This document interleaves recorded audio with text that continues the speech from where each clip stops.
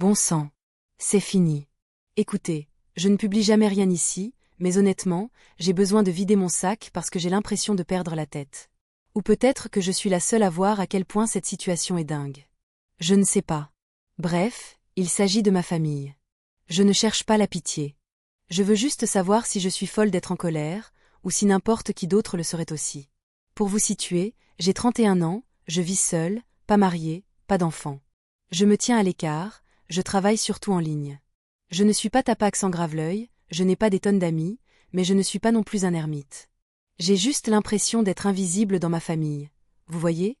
Je suis la discrète, apparemment. C'est ce que mon père a dit, en tout cas. Il a toujours été du genre à vouloir tout contrôler, comme s'il était le personnage principal et que tout le monde était juste un figurant. Ma mère est plus calme. Elle essaie juste de maintenir la paix, ou du moins, elle essaie. J'ai une sœur cadette, Cora. Elle est bien, mais elle est allergique au conflit. Elle veut juste que tout le monde s'entende, alors elle finit par ne pas dire grand-chose quand les choses explosent. Nous ne sommes pas une famille proche, comme dans les films. C'est plutôt qu'on se voit pendant les fêtes et qu'on s'envoie des textos de temps en temps, mais il y a toujours une tension bizarre. Alors, il y a quelques mois, j'ai reçu un appel de ma mère. C'était comme ça, de nulle part, un mardi soir. Et elle était juste abattue, je crois. Elle m'annonce que leur maison est en cours de saisie. Sincèrement, je n'en savais rien. Je savais qu'ils avaient des problèmes d'argent, mais pas à ce point. Apparemment, mon père cachait les lettres, faisant comme si tout allait bien. Un classique de sa part. Il a toujours été comme ça. Il n'admet jamais quand il a foiré quelque chose, il gère la situation à sa manière, puis il blâme tout le monde quand ça explose. Maintenant, ils sont sur le point de perdre la maison, et ma mère est un peu brisée. Moi, je suis assise sur mon canapé, tenant mon téléphone, essayant de comprendre si c'est réellement en train de se produire. Le truc, c'est que je n'ai pas des masses d'argent. J'ai des économies, mais rien de fou. Je ne suis pas une start-upeuse ou quoi que ce soit. Mais je ne vais pas rester les bras croisés en regardant mes parents se faire expulser de leur maison. Alors, je leur dis que je vais les aider. Je dis à ma mère que je vais couvrir ce dont ils ont besoin pour le moment. Je lui propose même de vendre ma voiture si on en arrive là. Mais elle me dit juste de ne pas aller jusque-là pour l'instant. Alors, je m'organise, je retire ce que je peux, et je leur envoie tout ce que j'ai qui n'est pas cloué au sol. Littéralement, j'ai vidé mon compte courant, et j'ai dû vendre de vieux jeux vidéo, une montre, tout ce que je pouvais revendre rapidement. C'était suffisant pour calmer la banque, au moins pour un temps. Je n'attendais pas de remerciements, honnêtement, mais je m'attendais à, je ne sais pas, quelque chose. Et c'est là que ça devient bizarre. Après avoir envoyé l'argent, plus de nouvelles de mon père. Pas un appel, pas un texto, rien. Ma mère m'envoie un texto, merci, on t'aime. C'est tout. Cora m'envoie un mème de chat, une manière comme une autre pour elle d'éluder les problèmes. Peut-être sont-ils mal à l'aise, je me dis. Je n'insiste pas. Quelques semaines passent et voilà Pâques qui arrive. Maman insiste pour que je vienne déjeuner. J'ai failli refuser, car je suis encore fauchée après les avoir renfloués, mais bon. C'est la famille, après tout. J'arrive, et l'ambiance est bizarre. Tout le monde en fait des tonnes, dirait-on. Papa fait comme si de rien n'était. Il se lance dans son monologue habituel sur la décadence du monde. Les gens ne savent pas ce que c'est, le travail acharné, blablabla. Il a toujours eu ce truc avec moi, comme si je manquais d'ambition, de détermination. Je ne rentre pas dans son moule. Je sais qu'il a du mal à accepter que je n'ai pas suivi sa voie. Que je n'ai pas fait les choses comme il l'entendait. Il m'a déjà dit que je flottais dans la vie et que je ne comprenais rien au monde réel. Donc, je m'attends à des remarques déplacées, mais je ne suis pas préparée à ce qui va se passer. On mange. Tout le monde essaie de faire bonne figure. Et là, je vous jure que c'est comme ça que ça s'est passé. Papa, devant tout le monde, se met à plaisanter en disant qu'au moins, Tran est bon pour les largesses. Ni plus, ni moins, il rigole et dit qu'il ne sait pas comment je fais pour tenir le coup, vu que je suis incapable de gérer ma propre vie. Mais apparemment, je suis bonne pour les sortir du pétrin quand il le faut. Il rit carrément. Je regarde maman. Elle détourne le regard. Cora est scotchée à son téléphone. Je reste assise, sans rien dire pendant un instant. Je sens mes mains trembler sous la table, ce qui ne m'arrive jamais. D'habitude, j'encaisse ou je quitte la pièce, mais cette fois-ci, je n'y arrive pas.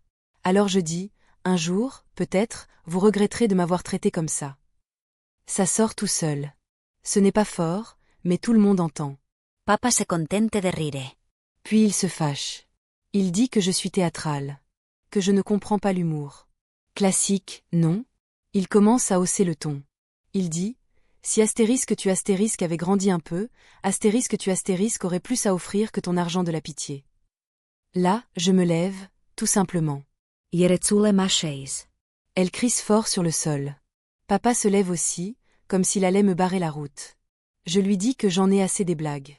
Que je ne suis pas son punching ball et que je ne vais plus continuer à le renflouer pendant qu'il me traite comme une moins que rien. Il s'approche, comme s'il allait me provoquer. Je lui dis de reculer. Il ne le fait pas. Il essaie même de me pousser. Pas fort, mais suffisamment. Ierecule, ierepeu se samein. Maman nous crie d'arrêter, mais elle ne bouge pas de sa chaise. Au fond, je me sens terriblement seule. J'ai l'impression que personne ne voit la vérité, que je suis transparente. J'ai toujours espéré que papa soit fier de moi, même si je n'ai pas suivi le chemin qu'il avait tracé. Mais là, c'est clair, il ne me voit que comme une source de déception et d'argent. Et ça, c'est une blessure qui ne se refermera pas de sitôt. Je crois que Cora essaie de dire quelque chose, mais mon père la couvre de sa voix, m'accusant d'ingratitude et affirmant que c'est pour ça qu'il ne m'a jamais confié quoi que ce soit d'important. Je lâche un rire amer, genre, mais tu te fous de moi? Je viens de leur donner absolument tout ce que j'avais. Je lui dis cash, je ne leur donnerai pas un centime de plus. Qu'il se débrouille pour le prochain paiement, puisqu'il est si doué pour gérer les choses. Il claque sa main sur la table, violemment. Moi, j'attrape mon sac et je me casse. En partant, j'entends ma mère qui commence à pleurer. Je ne me retourne pas. Cora me court après, essaie de me retenir par le bras, mais je secoue la tête et continue mon chemin. Je monte dans ma voiture, je reste assise un moment, à scroller sur mon téléphone, sans même vraiment voir l'écran. Je vois un texto de Cora, mais je ne le lis pas. Je rentre chez moi. Je n'ai aucune nouvelle de qui que ce soit de la soirée. Pas d'appel, rien. Je dors très mal. Le lendemain matin, je reçois un message de ma mère, juste écrit: s'il te plaît, ne sois pas fâché. Je ne réponds pas. Je regarde mon application bancaire, je vois un solde à 0, et je me dis: mais qu'est-ce que je suis en train de faire, bordel? Je commence à faire une liste. Toutes les fois où ils m'ont demandé de l'aide, toutes les faveurs qui se sont transformées en sommes d'argent. Toutes les fois où j'ai dû réparer quelque chose parce que mon père était trop fier pour admettre qu'il n'y arrivait pas. C'est une longue liste, vous imaginez bien. Je commence à me demander s'ils m'ont déjà considéré autrement qu'un plan B. Je ne suis même pas en colère, juste fatiguée, je crois. Mais, ce qui est sûr, c'est que cette fois, je ne vais pas me laisser faire. J'ai passé toute la semaine suivante à réfléchir à ce que je pouvais faire.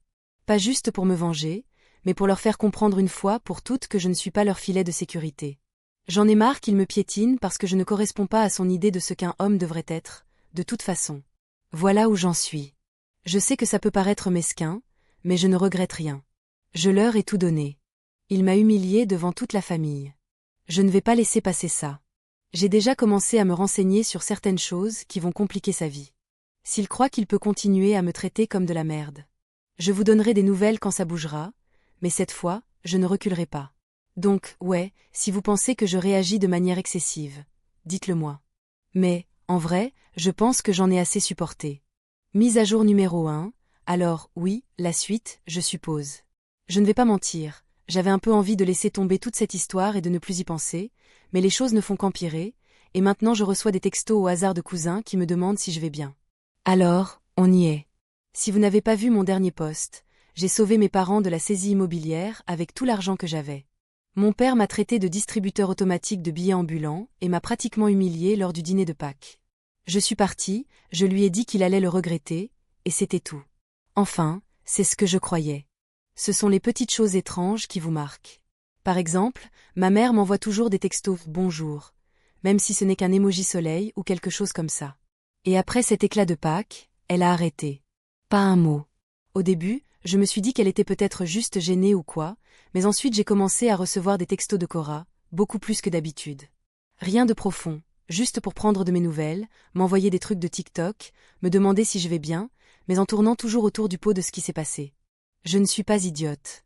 Je sais très bien quand la tension monte dans la famille, mais je n'ai jamais envie de prendre parti. C'est toujours la même rengaine. Je comprends pourquoi tu es en colère, mais tu ne pourrais pas parler à papa pour le bien de maman. Des choses comme ça. La première semaine après ce fameux dîner, j'essaie de vivre normalement, mais je n'arrête pas de recevoir des textos de membres de la famille que je ne vois jamais. Tante Hélène m'envoie un message interminable sur l'importance de la famille et sur le fait que je devrais essayer de pardonner. Je ne savais même pas qu'elle était au courant de ce qui s'était passé. C'est clair que quelqu'un a vendu la mèche. Et puis, je reçois un message de ma cousine sur Insta, du genre « Alors, c'est vrai que tu n'aides plus tes parents financièrement ?» Je me demande d'où ça sort.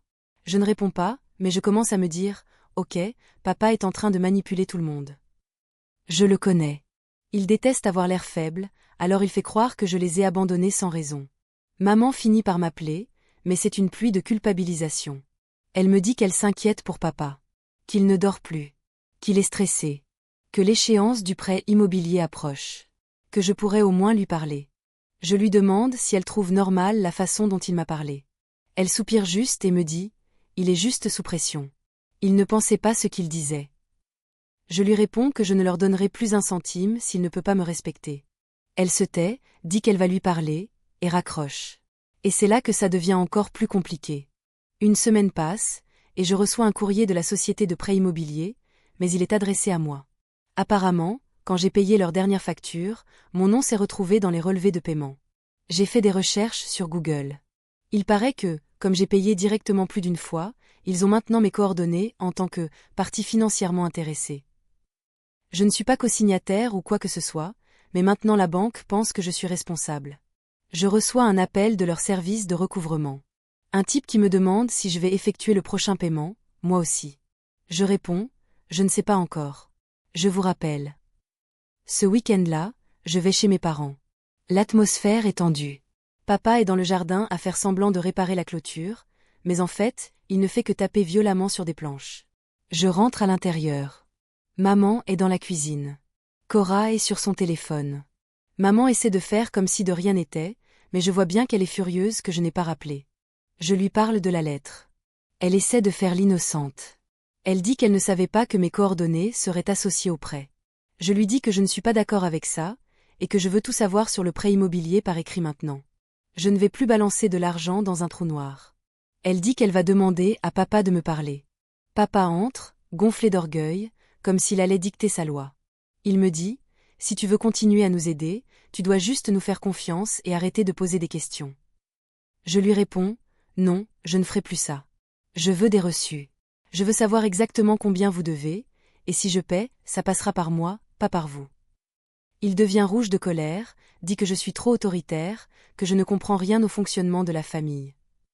Je lui dis, oui, eh bien, je ne suis pas un distributeur automatique de billets, et si vous voulez mon aide, ce sera à mes conditions maintenant. Il claque sa main sur le comptoir avec force. Cora sursaute, et son téléphone tombe. Il se met à hurler, dit que je lui manque de respect dans sa propre maison. Je lui demande, en quoi est-ce un manque de respect de vouloir de la transparence ? Tu ne peux pas me traiter comme une moins que rien et ensuite agir comme si je te devais quelque chose. Il s'approche de moi de très près, mais je tiens bon. Il essaie de me dépasser, mais je ne bouge pas. Maman lui dit d'arrêter. Elle a cette voix lasse qu'elle prend quand elle ne veut pas que les voisins entendent. Il claque la porte du garage en sortant, furieux. Cora finit par reposer son téléphone. Elle me dit, je sais que ce n'est pas juste, mais tu ne pourrais pas les aider une dernière fois. Je lui réponds, pas tant qu'ils ne me traitent pas comme un être humain. Elle a l'air triste, mais elle n'insiste pas. Je pars, monte dans ma voiture et reste assise là un moment, à faire défiler de vieux SMS. Alors, je commence à dresser une liste de chaque paiement, de chaque fois où j'ai réglé leur facture, de chaque fois où ils ont oublié de me rembourser. C'est énorme, bien plus que je ne le pensais. Le lendemain, je rappelle la société de prêt immobilier. Je leur explique, désormais, tout paiement venant de moi devra se faire par virement direct, et vous devez m'envoyer des relevés tous les mois. Je ne suis responsable de rien que je ne vois pas écrit noir sur blanc. La dame au téléphone me répond, oui, c'est tout à fait possible. Nous mettrons votre dossier à jour. Désormais, mon père ne peut plus se contenter de me dire ce qu'il veut et espérer que je paie. Il doit me montrer des preuves, sinon il n'aura rien. J'envoie un SMS à ma mère pour lui annoncer les nouvelles règles. Elle ne répond pas pendant une journée entière. Puis elle envoie un emoji, pouce levé, ce qui est probablement la chose la plus passive-agressive qu'elle ait jamais faite. Mon père, lui, ne répond pas du tout. Cora envoie un mème, mais c'est son truc. Une semaine plus tard, je remarque sur mon application bancaire qu'ils n'ont pas essayé de me demander de l'argent. Rien. Puis, je reçois un appel d'un numéro masqué. Je ne réponds pas. Ensuite, une cousine m'envoie un SMS. Elle me dit, Papa a dit à toute la famille que tu prenais la maison en otage et que tu nous saignais à blanc. Je fais une capture d'écran et je l'envoie à ma mère. Elle se contente de me dire, tu ne peux pas éviter d'empirer les choses. Je réponds, ce n'est pas moi qui empire les choses. J'en ai juste marre d'être utilisée. Alors, sans prévenir, je reçois un message de groupe de mon père. Il dit, la famille est censée s'entraider. Tu n'as pas à imposer de conditions. Ce n'est pas toi qui décides. Je réponds, si, quand c'est mon argent. Il quitte le groupe. Cora m'envoie un SMS à part, me disant qu'elle pense que j'ai raison, mais me demande de ne le dire à personne. Donc, maintenant, la moitié de la famille m'en veut, l'autre moitié fait comme si de rien n'était, et mes parents mijotent dans leur coin. J'ai commencé à conserver tous les SMS et emails, juste au cas où. Je ne vais pas les laisser déformer la situation à nouveau. Et je ne regrette rien non plus. S'il veut jouer, je peux jouer encore plus fort. J'en ai marre d'être leur plan de secours. S'ils veulent de l'aide, ils joueront selon mes règles, désormais. Je ne suis pas sûre de ce qui va se passer ensuite, mais je suis prête. Je ne reculerai pas cette fois. Qu'ils oublient que je suis le distributeur automatique de la famille. Tout juste si je commence. Mise à jour numéro 2, bon, voilà la suite. Je ne vais pas vous mentir, c'est devenu encore plus compliqué. Je sais que certaines personnes sur mon dernier post pensaient que j'étais mesquine ou je ne sais quoi, mais je vous jure, la façon dont mon père agit, c'est comme s'il ne astérisque pouvait astérisque pas laisser quelqu'un d'autre que lui avoir le contrôle. Et dès que quelqu'un résiste, il redouble d'efforts. Sérieusement, il ne supporte pas de ne pas être le chef de tout le monde, surtout de moi. Donc, cela fait quelques semaines que je leur ai dit que les paiements passeraient par moi. Pas d'appel de mon père, juste ces SMS passifs-agressifs de ma mère et Cora qui envoie des mèmes, comme si tout était normal. Je m'attendais un peu à ce que mon père tente quelque chose, mais pas astérisque de cette façon astérisque. Tout a commencé quand il s'est pointé à mon appartement, ce qu'il n'avait astérisque jamais astérisque fait auparavant. Il a juste tambouriné à ma porte tard le soir. Il a fallu du temps avant que je me décide à ouvrir, mais il ne voulait pas s'en aller. Alors, finalement, j'ai cédé. Il se tenait là, les bras croisés, essayant de paraître calme, mais sa colère était palpable. Il a commencé immédiatement. Ça ne peut plus durer comme ça, a-t-il lâché. Selon lui, je détruisais la famille et je devais lui redonner l'argent directement, sinon. J'ai demandé ce que voulait dire sinon, et il a simplement répondu que s'il n'avait pas gain de cause, c'était fini entre nous. Et avec toute la famille, par la même occasion. Il m'a reproché de l'humilier, de le faire passer pour un faible, et qu'il ne me laisserait pas les utiliser comme un moyen de pression sur eux. Je lui ai fait remarquer que j'avais littéralement astérisque tout astérisque sacrifié pour les aider, et que tout ce qu'il avait fait, c'était de m'insulter et d'empirer les choses. Il a rétorqué que je déformais la vérité. Que je faisais astérisque toujours astérisque ça, que je le faisais passer systématiquement pour le méchant. Je lui ai dit que je ne faisais rien d'autre que de me protéger, et que s'il voulait de l'aide, ce serait à mes conditions. L'échange a duré au moins 20 minutes. Il haussait le ton, se mettait à faire les 100 pas dans le couloir. Une voisine a entrebâillé sa porte, m'a dévisagé, puis l'a refermée. Mon père a trouvé le moyen de me dire que j'avais de la chance qu'il se soit même déplacé, qu'il aurait pu me couper les vivres et me laisser seule. J'ai éclaté de rire. Je lui ai dit que ça m'allait très bien.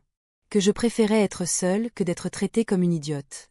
Il a essayé de me bousculer pour entrer dans mon appartement, mais j'ai bloqué la porte avec mon bras. Il a poussé mon épaule, pas très fort, mais suffisamment pour que l'on dépasse le simple échange de mots. Je lui ai dit de reculer.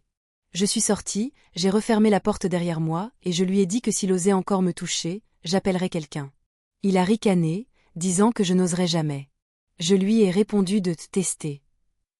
Il est resté planté là, puis a finalement dévalé les escaliers, en claquant la rampe au passage. Le lendemain, j'ai reçu un texto de maman, qui disait simplement « Est-ce qu'on peut parler en famille, s'il vous plaît ?» Je lui ai répondu que seulement si papa pouvait être civilisé. Elle a dit qu'elle essaierait. On a fini par se retrouver chez eux ce week-end-là. Cora était là, assise à la table, le nez sur son téléphone. Maman avait l'air de ne pas avoir dormi. Papa est entré, a posé son téléphone, et s'est contenté de me fixer. Il a recommencé, disant que je gâchais tout, que je devrais juste leur faire confiance parce que c'est ce qu'on fait en famille.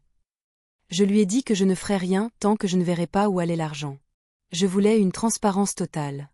Je voulais voir chaque facture, chaque paiement, chaque dépense. Maman a soupiré, disant que ce n'était pas si simple. J'ai répondu, c'est exactement aussi simple que ça. Sinon, il n'aurait rien. Papa a frappé du poing sur la table. Cora a sursort. Il a hurlé que je ne savais pas ce que c'était d'être responsable.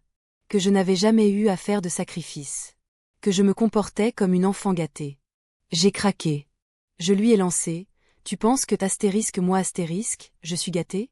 Astérisque moi astérisque, je vous ai donné tout ce que j'avais, et vous continuez à me traiter comme une merde. Cora a essayé de dire quelque chose, mais papa l'a rabroué d'un geste. Maman s'est mise à pleurer.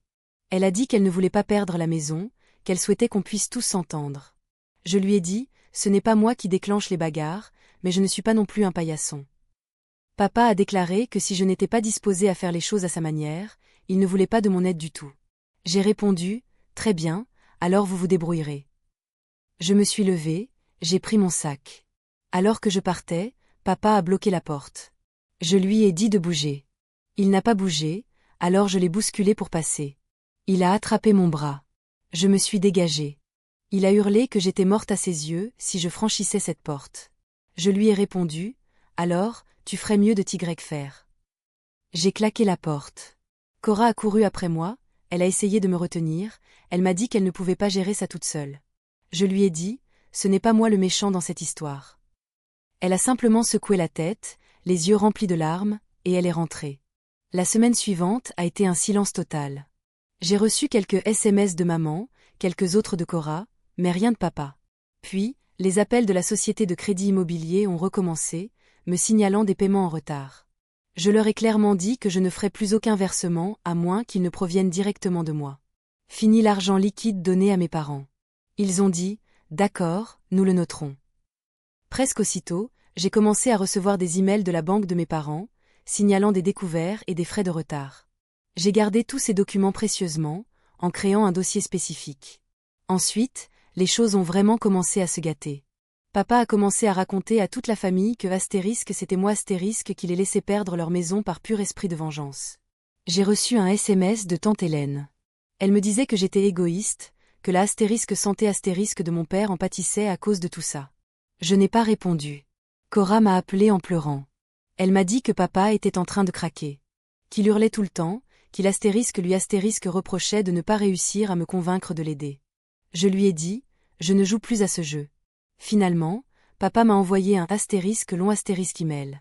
En gros, il disait que si je ne réglais pas la situation et que je ne lui donnais pas l'argent, il raconterait à tout le monde que j'avais volé de l'argent, que j'essayais de leur prendre leur maison.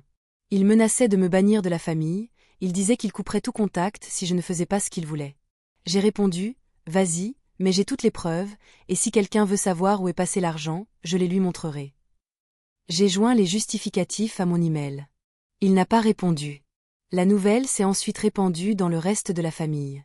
J'ai commencé à recevoir des SMS de cousins éloignés, certains me disant qu'ils comprenaient, d'autres disant que je réagissais de manière excessive. Je leur ai envoyé des captures d'écran, en leur disant de demander à papa où l'argent était astérisque vraiment astérisque allé. Quelques-uns ont fait marche arrière après ça, l'un d'eux s'est même excusé. Maman a appelé, elle a dit que papa était furieux, qu'il se sentait trahi.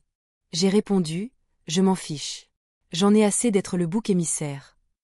J'ai fait une dernière démarche. J'ai dit à la société de crédit immobilier que si mes parents manquaient un autre paiement, je voulais en être averti immédiatement. Je leur ai dit que je n'étais disposée à couvrir que ce qui était absolument nécessaire, et seulement si j'envoyais la preuve. J'ai envoyé un SMS à maman, pour mettre les choses au clair. Plus de mensonges, plus de culpabilisation, plus de jeu. S'ils veulent de l'aide, ce sera à mes conditions. Point final. Voilà où nous en sommes maintenant. Papa m'a coupé de lui. Il a dit à toute la famille que j'étais l'ennemi. Mais je ne bouge pas. Je ne le laisserai pas me brutaliser simplement parce qu'il ne supporte pas de ne pas être aux commandes. Je ne suis plus sa gamine. Je suis juste la personne qui lui a sauvé la mise et qui ne le laissera pas l'oublier. Je sais qu'il déteste ça. Il a toujours eu besoin d'être celui qui décide. Il déteste que j'aie le moindre pouvoir sur lui. C'est pour ça qu'il insiste autant. C'est pour ça qu'il craque. Il n'est pas habitué à ce que je me défende. Mais je ne céderai pas. S'il veut jouer dur, je jouerai encore plus dur. La prochaine mise à jour sera explosive. Je vous le promets. Dernière mise à jour, alors, j'imagine que c'est la partie que certains d'entre vous attendaient. Celle dont on ne cesse de m'envoyer des messages privés. Je ne vais pas mentir, je suis épuisée, mais j'ai aussi l'impression que je devrais aller jusqu'au bout, même si c'est juste pour moi. Si vous n'avez pas lu les parties précédentes, tout est encore disponible, mais en résumé, mes parents étaient sur le point de perdre la maison. Je leur ai tout donné. Papa m'a démoli à Pâques, puis a essayé de jouer les gros bras quand j'ai refusé de simplement lui donner de l'argent. J'ai fixé des règles strictes. Il a pété les plombs. Drame familial à tous les étages. Alors, après la dernière dispute, j'ai gardé mes distances. Pas de SMS. Pas de présence à aucun événement. Je faisais juste ma vie. Je travaillais, je faisais défiler des horreurs sur mon téléphone, je jouais à des jeux vidéo, j'ignorais le groupe de discussion familiale. La seule qui continuait à me contacter était Cora, mais même Astérisque est devenue bizarre au bout d'un moment, se contentant de m'envoyer ses mèmes tristes ou ses TikTok sur les familles qui se désintègrent. Assez glauque, même pour elle. Puis, le courrier a commencé à arriver en plus grande quantité. J'ai reçu de nouvelles lettres de la société de prêt hypothécaire. La plupart n'étaient que des relevés, mais l'une d'elles était un avertissement. Paiement en retard, dernier avis, le truc habituel. Je savais que ça allait arriver. Je savais aussi que mon père ne me le dirait pas, parce qu'admettre qu'il ne pouvait pas régler le problème lui-même est pratiquement impossible pour lui. Il a toujours été comme ça. Sérieusement, si ce n'est pas Astérisque son astérisque idée, il n'en veut pas. Et s'il ne peut pas le contrôler, il préférera tout faire brûler plutôt que de laisser quelqu'un d'autre prendre le relais. Je pense que c'est une question d'ego. Il m'a toujours vue comme celle qui ne ripostait pas. Alors maintenant que je le fais, il ne peut tout simplement pas le supporter. J'appelle la société de prêt hypothécaire. Je demande directement, que se passe-t-il si ce prêt n'est pas remboursé? La dame au téléphone me répond, eh bien, après un certain nombre de jours, la maison sera mise en vente, mais comme vous êtes inscrite comme partie financière, vous avez la possibilité de racheter la dette avant qu'elle n'arrive sur le marché libre. Je fais des recherches sur Google, je vérifie 2 fois, puis j'appelle un ami qui connaît mieux le droit immobilier que moi. Pas un professionnel, juste un gars qui a déjà vécu une saisie immobilière. Il me dit, ouais, c'est un casse-tête, et ce n'est pas donné. Mais si tu rachètes le privilège, tu deviens en gros la banque de la maison. Je commence à penser, pourquoi pas? Si papa veut continuer à jouer, je jouerai jusqu'au bout. Alors, je lance la procédure. C'est lent, comme tout ce qui touche aux banques. Je gratte tout ce que je peux. Je vends quelques trucs que j'aurais honnêtement dû vendre il y a des années. J'emprunte un peu sur mes économies. Je ne dis rien à personne. Ni à maman, ni à Cora. Astérisque surtout astérisque pas à papa. J'obtiens les papiers, je les signe, je fais le virement. Une semaine plus tard, je reçois l'avis officiel. Astérisque détient maintenant le privilège sur la maison. Ce n'est pas Astérisque posséder Astérisque la maison, mais c'est sacrément proche. Si jamais il ne paie pas, je peux exiger le remboursement des titres. Je peux les expulser si je le veux. Je reste assise avec cette pensée un moment, incapable de dire si je ressens de la satisfaction ou simplement un sentiment d'accomplissement. Ensuite, j'appelle maman. Je lui dis, et, maintenant, c'est moi à qui vous devez de l'argent, plus la banque. Elle se tait complètement, puis me demande si je suis sérieuse. Je réponds, oui, je suis sérieuse. Et voilà l'accord. À partir de maintenant, chaque paiement me sera versé. Et si papa veut garder la maison, il peut s'adresser astérisque à moi astérisque, et non l'inverse. Elle me dit, il va disjoncter. Je réponds, ce n'est pas mon problème. Elle raccroche. Le lendemain, ça commence. Papa m'appelle. Je laisse la communication aller à la messagerie vocale. Puis il m'envoie un SMS, une fois, puis une deuxième, puis il continue. Vers midi, j'ai plus d'une douzaine de messages. Certains sont colériques, certains sont tout simplement en majuscules, d'autres ne sont que des points d'interrogation. Il dit que je suis une traîtresse. Que j'ai ruiné la famille. Que je ne verrai jamais un centime de leur part. Qu'il me considère comme morte. Il dit que je fais du chantage à mes propres parents. Cora m'envoie un SMS. Elle me dit que papa perd la tête. Qu'il arpente la maison de long en large. Qu'il crie sur quiconque s'approche. Maman appelle. Je ne réponds pas. Plus tard dans la journée, on frappe à ma porte. Je regarde par le Judas. C'est papa. Je n'ouvre pas. Il tambourine à la porte, hurle mon nom, dit que je suis une lâche. Qu'il faut que je l'affronte. Je reste assise sur le canapé à faire défiler des pages sur mon téléphone, en attendant qu'il parte. Il finit par le faire, après avoir frappé la porte avec sa paume. Je reçois 3 SMS de plus, réponds. Bon sang. C'est terminé entre nous. Je compte les messages. 22 en une seule journée. Finalement, je réponds par SMS. Une seule phrase, vous connaissez les règles. Pendant la semaine qui suit, je ne reçois rien. Un silence de mort. Ni de maman. ni de papá. De personnes, sauf de Cora, qui m'envoie juste un lien vers un mème idiot sur le fait de gagner des disputes avec ses parents. J'ignore ça. Puis je reçois une lettre par la poste de mon père. Écrite à la main, ce qui est étrange venant de lui. C'est juste une liste de tout ce qu'il a fait pour moi quand j'étais enfant. Toutes les manières dont il s'est sacrifié pour moi. Et à la fin, il écrit « J'espère que tu es heureuse maintenant ». Je la jette dans un tiroir. Je gère les paiements d'une main de fer. Le moindre retard, et j'envoie un rappel. S'il tente de payer moins, je le signale immédiatement. Je ne cède pas. Une fois, maman essaie de m'appeler pour me demander de « laisser tomber » ce mois-ci. Je lui réponds « seulement si tu t'excuses pour ce qu'il s'est passé ». Elle raccroche. Papa, lui, essaie de rallier la famille à sa cause. Mais tout le monde est las de ces histoires maintenant. Ils ont arrêté de prendre parti. Ils ont tout simplement cessé d'en parler. Alors voilà où on en est. J'ai les rênes de la maison, du moins, officiellement. Il ne peut plus rien faire sans passer par moi. Chaque fois qu'il tente de hausser le ton, je me contente de lui rappeler les règles. C'est lui qui a créé cette situation. Maintenant, il doit en assumer les conséquences. Est-ce que ça me fait plaisir? Je ne sais pas. Je ne me sens pas mal astérisque, en tout cas. Je ne regrette rien. J'ai fait ce que je devais faire. Et j'ai enfin réussi à ce qu'il m'écoute. Même s'il déteste ça. À tous ceux qui pensent que je devrais laisser tomber. Non. Certaines personnes ne comprennent que lorsqu'on leur fait subir le même traitement qu'elles nous ont infligé. Je ne suis plus son paillasson. Et si ça signifie qu'il me déteste à jamais, tant pis. Je ne serai plus jamais le distributeur automatique de la famille. Alors oui, voilà les dernières nouvelles. 22 messages, une porte claquée, et un nouveau règlement. Merci d'avoir lu. J'imagine que si vous vous retrouvez un jour dans une situation pareille, ne vous laissez pas intimider parce que vous vous défendez. Parfois, il faut pousser plus fort qu'on ne le voudrait, juste pour pouvoir respirer un peu. Je vous laisse.